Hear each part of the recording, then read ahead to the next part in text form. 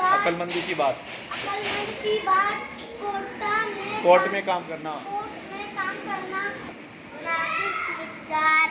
जिस्मानी मेहनत, दूध में भिगोना, चाय, कॉफी, शरबत, नशोन्ना, मशरूबात,